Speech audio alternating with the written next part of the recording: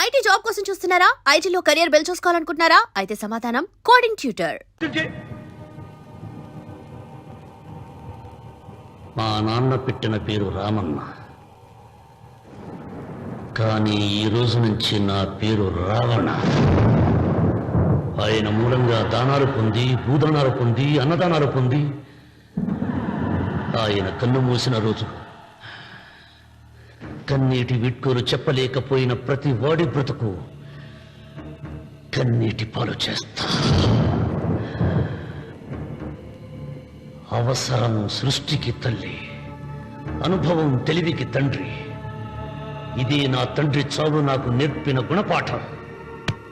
వెంకన్న, ఆయన దానం చేసిన వేలాది ఎకరాలు తిరిగి తెస్తాను. సూది మన మోపినంత నేల కూడా వదలను. అప్పటి వరకు మా నాన్న మొరతాడి నా మెడతాడు. నన్ను ఎందుకు అరెస్ట్ చేస్తున్నారు? లోకేశ్వరన్ చంపినందుకు అరెస్ట్ చేస్తున్నాం. నేను అతను తప్పుడు ఏంటి? అతని స్వహస్తాలతో రాసిన ఉత్తరం. దీనికి అతను తల్లే సాక్ష్యం.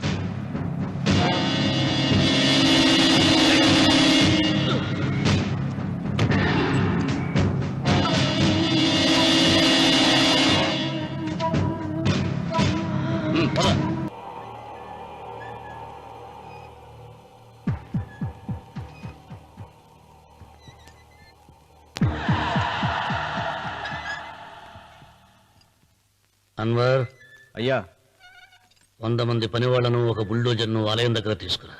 దాన్ని పడగొట్టించాలి. ఒరే రావుడు, అబ్బాయి పెళ్లి వరకు ఆగమన్నారు, అంగీకరించాను. ఇప్పటికి ఆగే ప్రసక్తి లేదు. దేవుడు జోడికెళ్తే మహాపాపం రా. దేవుడా? వాడి పేరేంటి? శివుడు. మరి బ్రహ్మ, విష్ణువు, రాముడు, కృష్ణుడు, వినాయకుడు, సుబ్రహ్మణ్యం, లక్ష్మి, సరస్వతి, పార్వతి వాళ్ళు దేవుళ్లే. అల్లా, క్రీస్తు వాళ్ళు దేవుళ్లే.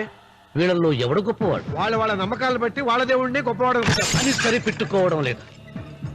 మా దేవుడు గొప్ప, మా మతం గొప్ప అని ఒకరినొకరు నరుక్కుని చూస్తున్నారు. నిజంగా దేవుడనే వాడుంటే కొంతమందికి ఎందుకు అన్నం దొరకడం లేదు? కొంతమంది చిన్న వయసులోనే విధవరాళ్ళు ఎందుకు అవుతున్నారు? కొంతమంది పశ్చిమలోనే తల్లిదండ్రులు ఎందుకు పోగొట్టుకుంటున్నారు? అది వాళ్ళ కర్మ. కర్మ అంటే పూర్వజన్మలో చేసుకున్న పాపం. ఆ పాపం నుంచి నీ దేవుడు కూడా వాళ్ళని రక్షించలేడా? రక్షించలేడు. అటువంటప్పుడు నీ దేవుడికి పూజలు ఎందుకు చేయాలిరా? కన్న బిడ్డల్ని సరిగా చూడలేని వాడు తండ్రి కాదు, అందరికీ అన్నం పెట్టలేని వాడు దేవుడు కాదు. వెంకన్న, నువ్వు సద్బ్రాహ్మణుడివి. వేదాలు చదివావు, ఉపనిషత్తులు చదివావు, పురాణాలు చదివావు. నేను ఏమీ చదువుకోలేదు. అసలు దేవుడి ఆకారం ఎలా ఉంటుందో చెప్పు. ఆయనకు ఆకారం లేదు, నిరాకారుడు. అటువంటప్పుడు గుడులెందుకు, గోపురాలెందుకు, వాటిలో విగ్రహాలెందుకురా? నేను చెబుతాను వినరా. గాలి దేవుడు, అది మనం పీల్చకపోతే చచ్చిపోతాం. నీరు దేవుడు, అది మనం తాగకపోతే బ్రతకలేము. భూమి దేవుడు, అది లేకపోతే మనకు అన్నం దొరకదు. అమ్మ, నాన్న దేవుడు, వాళ్ళు లేకపోతే మనం అసలే లేవు. చదువు నేర్పిన గురువు దేవుడు, కష్టంలో, నష్టంలో, సుఖంలో, దుఃఖంలో దగ్గరుండే స్నేహితుడు. స్నేహితుడు అంటే నువ్వు నాకు దేవుడివి. నీకు మొక్కుతాను రా, అంతేగాని ఆ నల్ల రాళ్ళకి రెప్పరెక్కి కాదు. అంటే గుడి మెట్లకి మొక్కే వాళ్ళంతా మూర్ఖులా? నైవేద్యం పెట్టి నమస్కారాలు చేసే వాళ్ళంతా పిచ్చివాళ్ళ? గుండు గీయించుకుని పొర్లు దండాలు పెట్టేవాళ్ళంతా అమాయకులా? అవును. ఒక గుడి చూపించి ఆ గుడిలో దేవుడు వరాలు ఇవ్వడు అని చెప్పు. ఆ గుడి మెట్లలో ఒక్క మెట్టు కూడా ఎవడో ఎక్కడ. నైవేద్యం పెడతారన్నావు కదూ, ఎందుకో తెలుసా? పెట్టిన క్షీరాన్నాలు, దద్దోజనాలు, పులిహోరాలు మనం మెక్కుతామని తెలిసి, అదే దేవుడు తింటాడని తెలిస్తే శనగ చెక్క, ఒక బెల్లపు ముక్క కూడా పెట్టరా. వెంట్రుకలు ఇస్తారన్నావు కదూ, దేనికి? మళ్ళీ ములుస్తాయన్న ధైర్యంతో. గుండు గుట్టించుకున్నాక జన్మలో ఒక్క వెంట్రుక కూడా మొలవదు అని చెప్పు. ఒక్కడు కూడా గుండు గుట్టించుకోడు. ఒరే రావుడు, గీతలో శ్రీకృష్ణుడు ఏం చెప్పాడో తెలుసా? చిచి! 16,000 మంది గోపికలతో సరసం, 8 మంది పెళ్లాలతో కాపురం చేసిన కృష్ణుడు ఎలా వేల్పు? వాడు చెప్పిన గీత మన తల రాత. వెంకన్న, నా దృష్టిలో భగవంతుని పూజించే వాళ్ళు 2 రకాలు. భయంతో పూజలు చేసేవాళ్ళు, ఆశతో మొక్కేవాళ్ళు. పాపం చేశాం, ఆయనకు దండం పెట్టి చేసిన పాపాన్ని ఏదో ఒక రూపంలో హుండీలో వేసేద్దామనుకునే వాళ్ళు మొదటి రకం. మొక్కితే ఏదో దక్కుతుందని ఆశపడే వాళ్ళు రెండో రకం. నా భూమి నేను సొంతం చేసుకున్నాను కాబట్టి అది పాపం కాదా? భయం లేదు. ఏదో అయిపోవాలనే ఆశ తపన నాకు లేదు. ఈ రామన్న చౌదరి నిన్న జరిగింది మర్చిపోడు, నేడు జరగాల్సింది వాయిదా వేయడు, రేపటి గురించి ఆలోచించడు.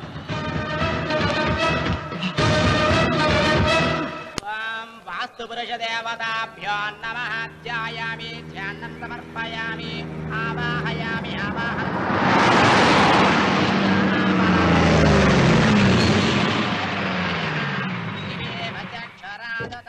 రండి రామన్న చౌదరి గారు. నా పేరు వెంకట్రావు, నేను సివిల్ ఇంజనీర్ని. మీరు ఎంతో గొప్ప మనసుతో బోల్డ్ అంత పొలం పోగొట్టుకుని 6 మైళ్ళ రోడ్డు వేద్దాం అనుకున్నారు. కానీ ఇప్పుడు మీ పొలంతో అవసరం లేకుండా గవర్నమెంటే రోడ్డు శాంక్షన్ చేసింది. ఆ ఆలయం కూడా పడగొట్టక్కర్లేదండి. చెరువుకు అడ్డంగా వంతెన నిర్మిస్తున్నారు. 2 మైళ్ళ దూరం కూడా తగ్గుతుంది.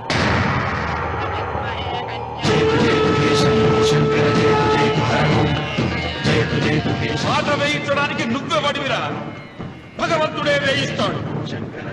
అమ్మవారి ఆలయాన్ని నువ్వు తాకలేవు. పూలు వేయండి రామన్న గారు. ఆయన ఎవరు? జటాధారి స్వాముల వారు. నీకు తల్లిదండ్రులు ఉన్నారా? లేరు, చనిపోయారు. ఫోటో ఉందా? ఉంది.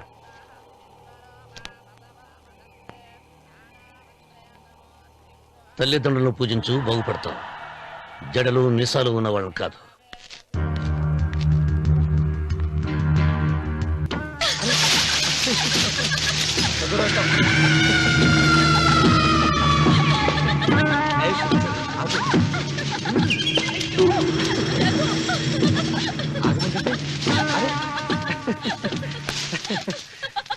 అయ్యో రఘు, నా మాట విను. ఏంటి సులోచన ఇది? ఎన్నాళ్ళలో ముట్టుకోకుండా బ్రహ్మచారిలో ఉండమంటావు? అది కాదు రఘు, నా మాట విను. ఏంటి కాదు? ఇంతకీ మన ప్రేమ విషయం మీ నాయనంతో చెప్పావు లేదా? లేదు. చెప్పవు. నీ వల్ల కాదు. నేనే మా నాన్నతో మన ప్రేమ సంగతి వద్దు చెప్పేస్తాను. రఘు, ఏమొద్దు, చెప్పేది విను. నేను చెప్పేస్తాను. రఘు, వెళ్ళొద్దు. నువ్వు ఊరుకో. ఒక్క మాట. నేను చెప్పేస్తాను. రఘు, ఆగు రఘు. రఘు,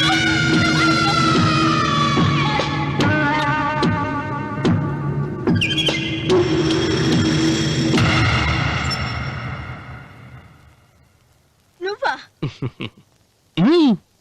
నేనే. ఎందుకొచ్చావు? నువ్వు మా నాన్నని చెప్పిన రాక్షసుడివి అంటావు. వెంటనే వెళ్ళకపోతే నిన్ను చంపేస్తాను అంటావు కదమ్మా.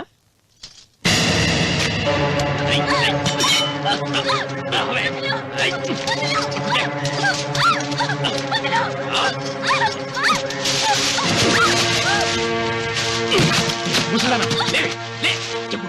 వీళ్ళ నాన్నని చంపింది ఎవరు? నేనా? నేను చంపానా? నిజం చెప్పు, చెప్పు. ఎవరు చంపారు? ఎవరు చంపారు? చెప్పు.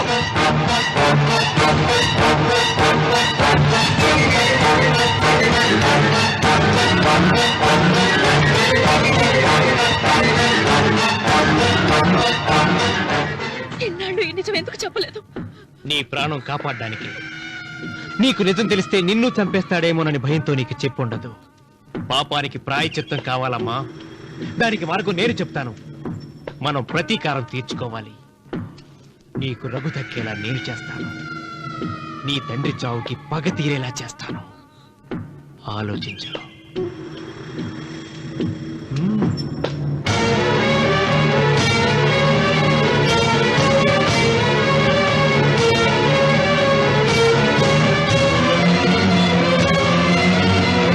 నేను నమ్మను. మా నాన్న దేవుడు. మా తాతయ్యకు జరిగిన అన్యాయానికి ప్రతీకారంగా పొలాలు స్వాధీనం చేసుకున్న మాట నిజమే, కానీ హత్యలు చేసే అంత దుర్మార్గుడు కాదు మా నాన్న.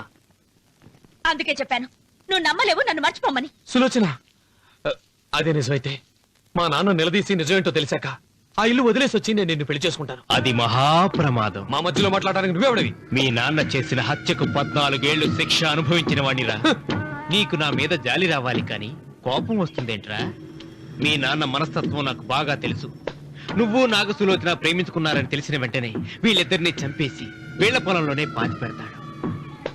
నా మాట విను, ఇంకేం ఆలోచించుకో. నా మాట విను.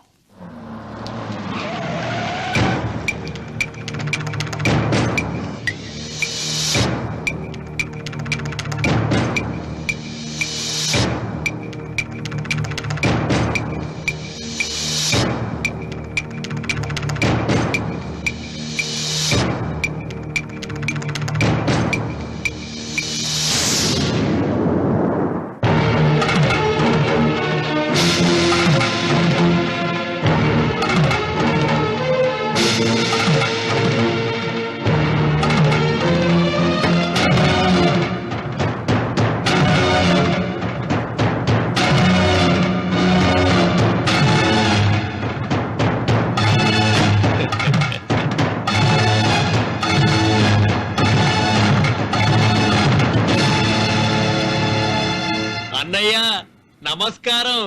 వీధి గుమ్మం వైపుకైతే నువ్వు రావని పెరటి గుమ్మం వైపుకు నేనే తీసుకుని వచ్చాను. మీ నాన్న ఇచ్చే ముష్టి డబ్బుతో బ్రతికే నాగసులోచనని ప్రేమించావు. మీ నాన్న ఈ పెళ్లికి ఒప్పుకోడు కదరా అన్నాను. లేచిపోతామన్నాడు. లేచిపోతే మీ నాన్న పరువు ఏమవుతుందని నేనే దగ్గరుండి ఈ పెళ్లి జరిపించానన్నయ్య. వాళ్ళ నాన్నను చంపిన పాపానికి ఈ మాత్రం పుణ్యం చేయాలి కదా. వాళ్ళ నాన్నని ఎవరు ఎక్కడ ఎలా చంపారన్నది నేను ఎవ్వరితో చెప్పలేదు. నీ బాధ నాకు అర్థమైంది అన్నయ్య, నీ బాధ నాకు అర్థమైంది. రేయ్, ఏంట్రా అలా చూస్తూ నిలబడ్డారు? వచ్చి కాళ్ళ మీద పడి ఆశీర్వాదం తీసుకోండి.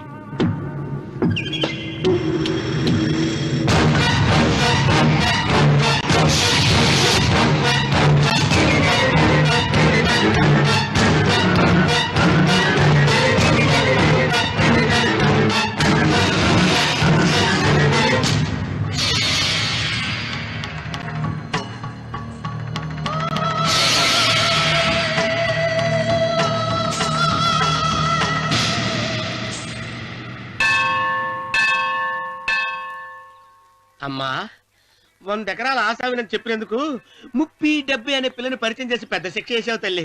తప్పైపోయిందమ్మా, క్షమించే తల్లి. ఈసారి అలా చేయను. మంచి పిల్లనిచ్చి పెళ్లి చేయమ్మా. అలాగేనా?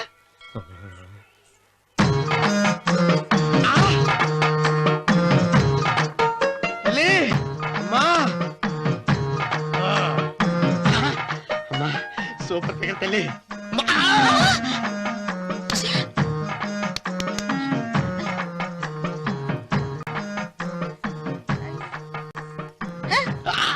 నాకింకా పెళ్లి కాలేదు తల్లి. 100 ఎకరాల మాగానే ఉంది, 50 ఎకరాల కొబ్బరి తోట ఉంది, కానీ పెళ్ళం లేదు. పెళ్లిళ్ళ సీజన్ అయిపోతుంది. మంచి పిల్లని చూపెట్టి పుణ్యం కట్టుకో తల్లి. నాకు కూడా పెళ్లి కాలేదు తల్లి. నేను నీకు పురాతన భక్తురాలిని కదా. 7 అంతస్తుల మేడనిచ్చావు, 7 వరాలు నగలిచ్చావు, కానీ మొగుడు లేడు. మొగుడు లేడా? తొలి ప్రేమ మీద నీకు నమ్మకం ఉందా? పట్టు చీరా. మలి ప్రేమ మీద నీకు నమ్మకం ఉందా? సిలుకులాల్చి ఉంది 7 అంతస్తుల మేడ. నేను నీకు నచ్చేనా 100 ఎకరాల ఆసామి? నువ్వు తప్ప ఎవ్వరూ నచ్చరు. వచ్చే మంగళవారం నా ఇంటికి ఒకసారి రండి, నన్ను చూసుకోడానికి.